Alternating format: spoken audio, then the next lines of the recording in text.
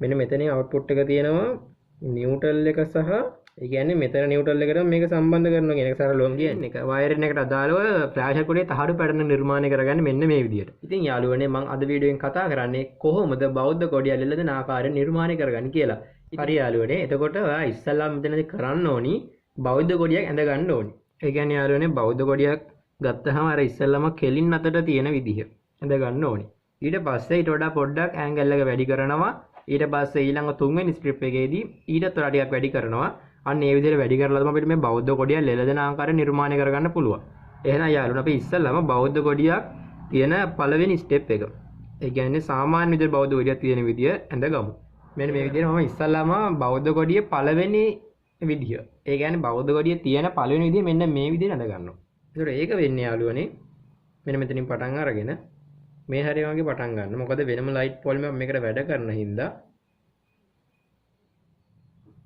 ඔන්න දෙවනි ස්ටෙප් එක ගත්තා. හරිනේ. එතකොට ඔක තමයි අපේ දෙවනි ස්ටෙප් එක.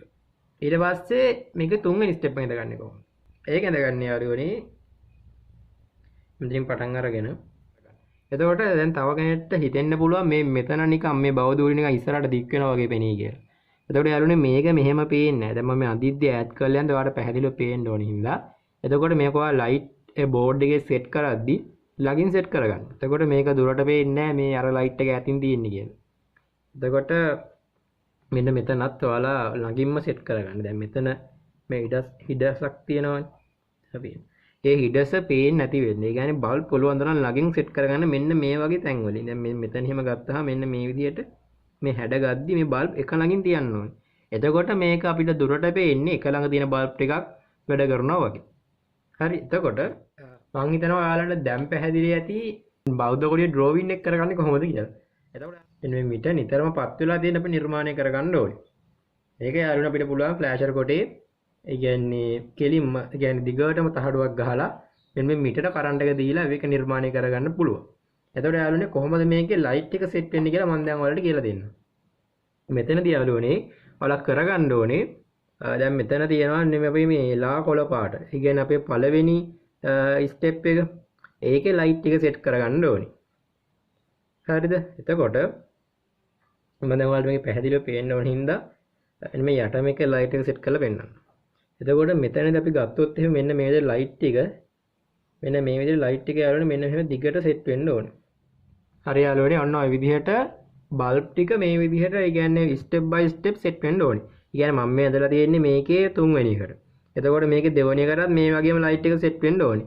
ඒ වගේම පළවෙනි එකටත් මේ වගේම ලයිට් එක මෙන්න මේ වගේ අපේ අර ඇඳපු විදිහට ඒ කියන්නේ අපේ ඇඳපු පැටර්න් එකට ඒ ලයිට් එක සෙට් කරගන්න තමයි මෙතනදී කරගන්න ඕනේ. එතකොට යාළුවනේ මේ මිට තියෙනවනේ. මෙන්න මේ මිටට යාළුවනේ අපේ වටේට ලයිට් ටික මෙන්න මේ වගේ සෙට් කරගන්න ඕනේ. එතකොට මෙන්න මේ විදිහට අපි මෙන්න මේ බෞද්ධ කොඩිය හදාගන්න ඕනේ. ඊට පස්සේ මේකේ වයරින් එක වෙන්නේ යාළුවනේ දැන් මෙන්න මේ මිට තියෙනවනේ. මේ මිටට යාළුවනේ නිව්ට්‍රල් එක සහ පේස් එකක් දීලා තියෙනවා. එතකොට මේ මිටට අදාළව ඒ කියන්නේ දැන් මම එක හිතන්න මේක වයරින් කරලා තියෙන්නේ කියලා. එතකොට මම මෙතනින් දැන් අවුට්පුට් එකක් තියෙනවනේ. මෙන්න මෙතනින් අවුට්පුට් එක තියෙනවා නිව්ට්‍රල් එක සහ මේකේ පේස් එක. හරි. එතකොට මෙන්න මේකේ නිව්ට්‍රල් එක සහ පේස් එක තියෙනවා. එතකොට මේ වගේ නිව්ට්‍රල් සහ පේස් තියෙනවනේ. එතකොට මෙතනදී මේ මුළු බෞද්ධ කොඩියෙම නිව්ට්‍රල් එක අපි එකක් කරගන්න ඕනේ. ඒ කියන්නේ යාළුවනේ දැන් මෙතන මේ තියෙන නිව්ට්‍රල් එකම මෙන්න මේ අපේ බෞද්ධ කොඩිය පළවෙනි මේ තුන්වෙනි ස්ටෙප් එකේ මම ලයිට් එක හදලා තියෙන්නේ. අන්නේ තුන්වෙනි ස්ටෙප් එකේ නිව්ට්‍රල් එක ගන්න තියෙනවනේ. ඒ නිව්ට්‍රල් එක යාළුවනේ එකක්. ඒ කියන්නේ මෙතන නිව්ට්‍රල් එකට මේක සම්බන්ධ කරනවා කියන එක සරලවම කියන්නේ. හරිද? මෙතන නිව්ට්‍රල් එක එකක්. ඊට පස්සේ මේකේ බේස් එක තියෙනවා. මේකේ බේස් එක තියෙනවා. ඒක ඇවිල්ලා යාළුවනේ අපි P3 කියලා නම් කරගමු. P3 කියලා නම් කරගන්නවා. ඊට පස්සේ මේ තැඹිලි පාට එක. මෙන්න මේ තැඹිලි පාට එක. තැඹිලි පාට එක ඇවිල්ලා P2 ඊට පස්සේ මෙන්න මේ ලා කොළ පාට එක අන්න P1.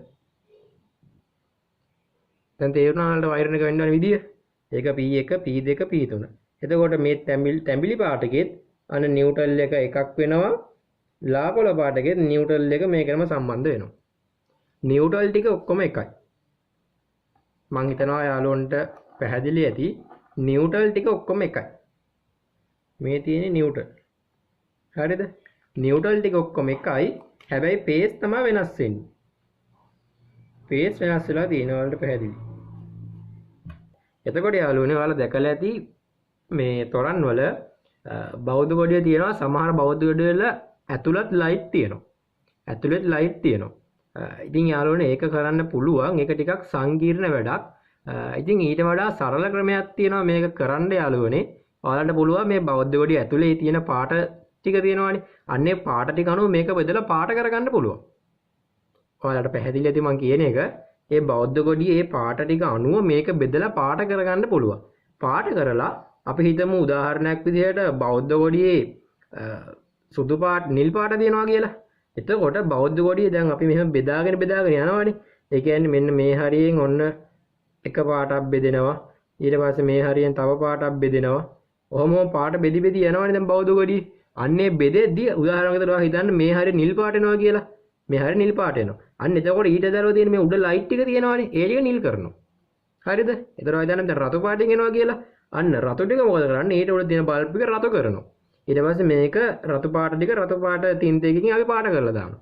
අන්න එතකොට යාළුවනේ අපිට මේක දුරට පේන්නේ ඇතුළේ ලයිට් මේ ලස්සන පාට පේනවා. වර වටේ තියෙන්නේ මේ පාට ලයිට් එක හින්දා ඒක වැඩි ගාණක් නැහැ. බෞද්ධ කොඩිය සුපිරියටම පේනවා. ඒ විදිහට අපිට පුළුවන් බෞද්ධ කොඩිය ඇතුළත් පාට කරලා ඒ විදිහට ලස්සනට හදාගන්න පුළුවන්. එතකොට යාළුවනේ මෙන්න මේ විදිහට තමයි මේකේ වයරින් එක වෙන්නේ. ලයිටින් සිස්ටම් එක හදාගන්නේ මේ විදිහට. එතකොට කොහොමද මේකේ ෆ්ලෑෂර් කොඩිය නිර්මාණය කරගන්නේ? ඒක මම දැන් ඔයාලට කියලා දෙන්නම්. අපි කොහොමද මේකේ ෆ්ලෑෂර් කොඩිය නිර්මාණය කරගන්නේ කියලා. ඔයාලට මතක ඇති මම මේ පැටර්න් එක මීට කලින් කියලා දුන්නා.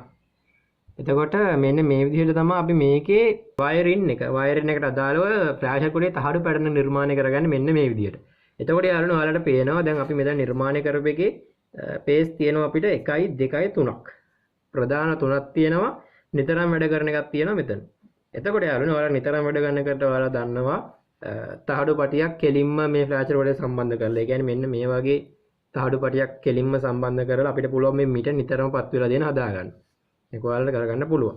එතකොට මෙතන මේ තියෙන P1, P2 සහ P3 කියන ටිකට මෙතනින් ස්පොක් තුනක් ගන්න. P1, P2, P3.